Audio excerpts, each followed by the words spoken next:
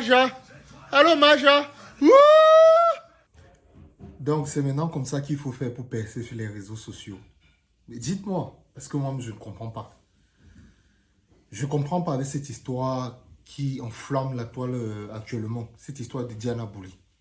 Expliquez-moi aussi. Donc, c'est la seule manière qu'il faut utiliser pour pouvoir percer sur les réseaux. C'est-à-dire gagner en contenu, gagner en audience, gagner en abonnés. Non, à un moment donné, quand même, il faut arrêter.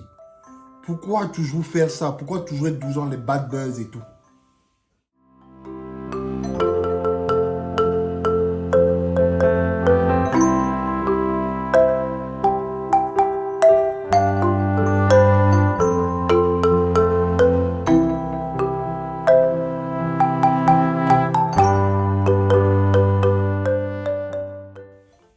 Bonjour à tous, j'espère que tu vas bien ce matin. J'espère que tu as aussi passé une très bonne semaine. Moi, vraiment, ça va. Mais il y a un truc qui s'est passé hier soir quand j'étais en train de me promener sur mon TikTok. Je suis tombé sur une vidéo vraiment qui m'a vraiment fendu le cœur. Ça m'a vraiment beaucoup touché. Je vais vous expliquer. Bon, ici, je vais vous parler de l'influenceuse Diana Bouli. Diana Bouli, ici, c'est comme la première influenceuse au Cameroun qui a pu vraiment percer dans les TikTok. On l'a connue un peu avec les vidéos où elle nous présentait les anciennes musiques que nos parents écoutaient dans le temps. Et cela suivait aussi avec des vêtements ou des accoutrements qu'elle avait. Franchement, c'était un contenu hyper original.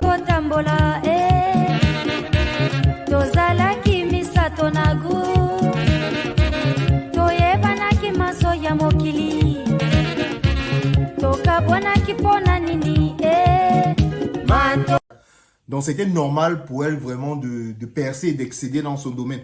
Parce que jusqu'à là, il n'y avait personne qui travaillait dans ce domaine-là. Ça l'a vraiment permis d'avoir une grosse notoriété et une grosse audience provenant du Cameroun, de l'Afrique et partout dans le monde. Elle était vraiment beaucoup suivie. Mais vraiment, est-ce qu'elle avait besoin de faire ce qu'elle a fait dans ce TikTok-là? Elle n'avait pas besoin de ça pour pouvoir augmenter son audience. Je pense que dans le chemin qu'elle s'est tracé, du moins dans sa communauté marketing et tout, elle avait déjà de quoi devenir quelqu'un d'incontournable vraiment dans ce domaine-là. Vraiment, je ne comprends pas ce qui s'est réellement passé. Vous-même, vous pouvez juger, hein? Vous pouvez juger par la vidéo. Regardez vous-même la vidéo.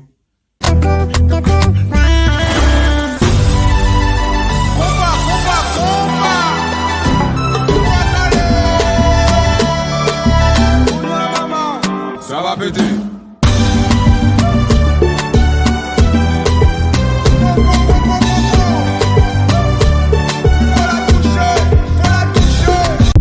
Regardez la vidéo et dites-moi ce que vous en pensez. Est-ce qu'aujourd'hui, notre jeunesse ne peut que réussir en se comportant de la sorte? Je ne pense pas.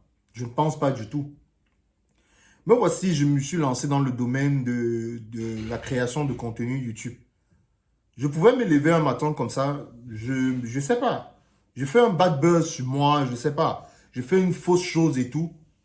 Et ça me permet de me propulser.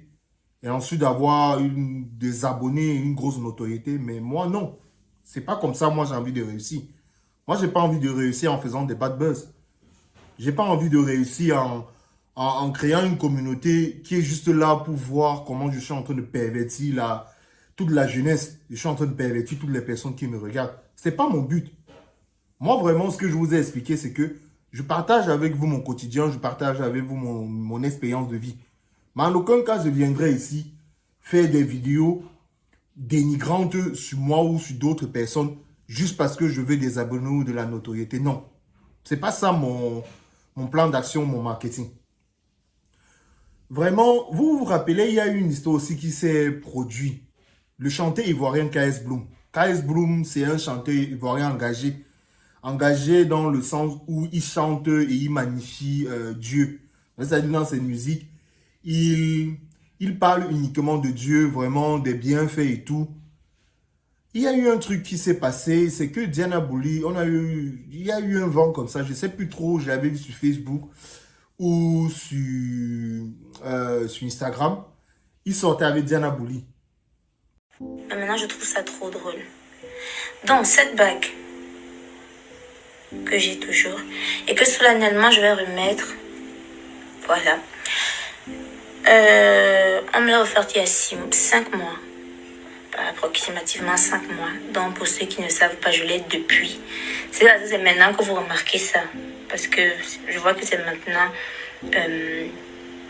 que vous le remarquez. C'est depuis 5 mois que je l'ai.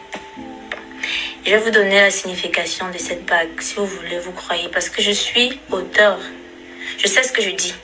Mais après, si vous ne voulez pas croire, mais peu importe. Je sais ce que moi je dis, je sais ce que je défends. Cette bague, je l'ai eue il y a 5 mois. J'ai rencontré qui, vous savez, un jeune chrétien qui croit fermement à sa manière de vivre, qui m'a dit, Diana, je sais qu'un jour tu vas servir le Seigneur. En vrai, je suis chrétienne. Je suis chrétienne. Je suis vraiment... Moi, je dis toujours que ma vie, c'est l'œuvre de Dieu.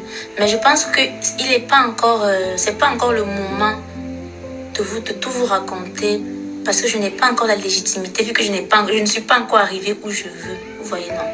C'est pas le moment de vous raconter ma vie, ce que j'ai vécu. Parce que je sais que quand je vais vous raconter, ce sera une leçon de vie pour tout le monde. Donc, ma vie totale, jusqu'à ce que je vous parle là, c'est l'œuvre de Dieu. C'est-à-dire, moi, je suis des personnes qui ont dit à Dieu, fais de ma vie ce que tu veux. Je te fais confiance. Je ne suis pas parfaite, mais Seigneur, je te fais confiance. Je sais ce que tu as décidé pour moi. Je sais le chemin partout. Donc même quand je tombe sur un truc qui a eu à me faire un jalon, je sais que c'est lui qui décide et je sais que c'est une leçon de vie que je vais en tirer derrière.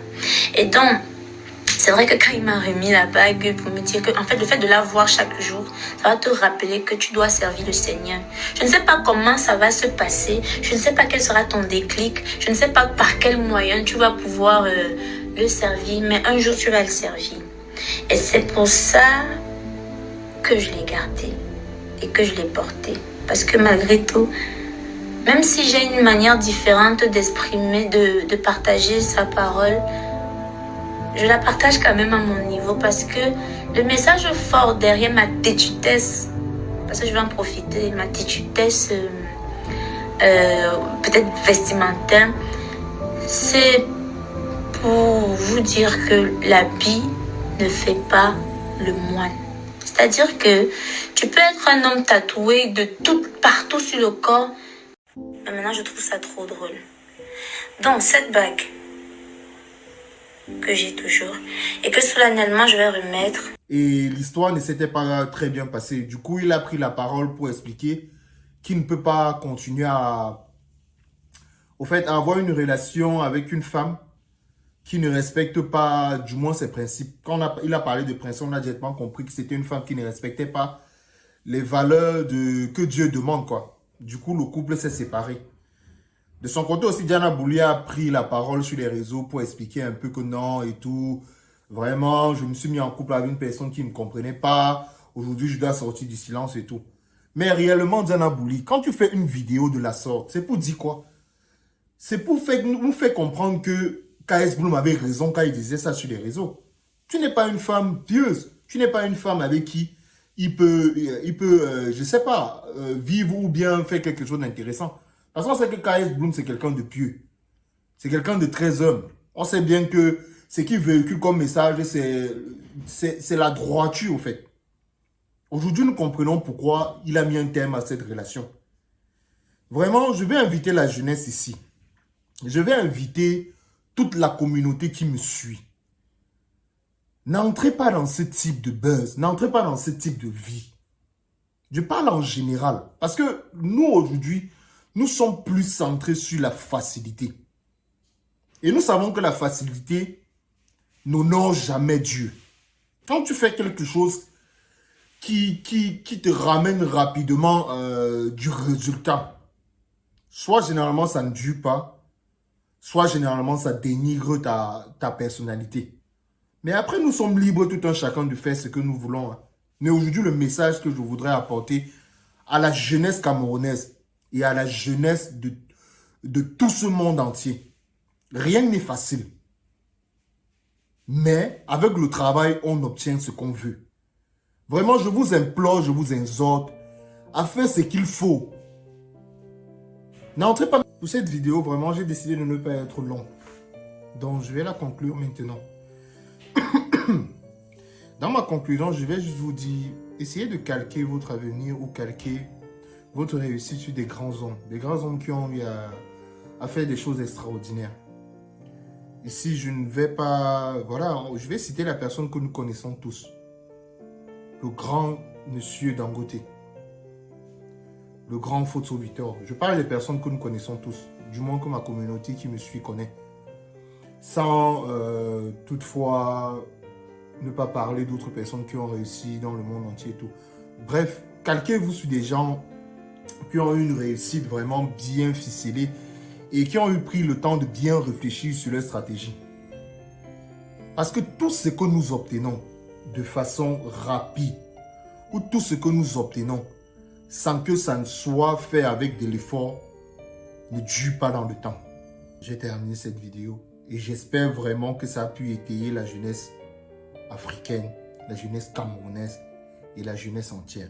Ne copiez pas l'Occident, parce que tout ce qui vient de l'Occident n'est pas toujours bon. Bon dimanche à tous. C'était Guy Roger Kangui.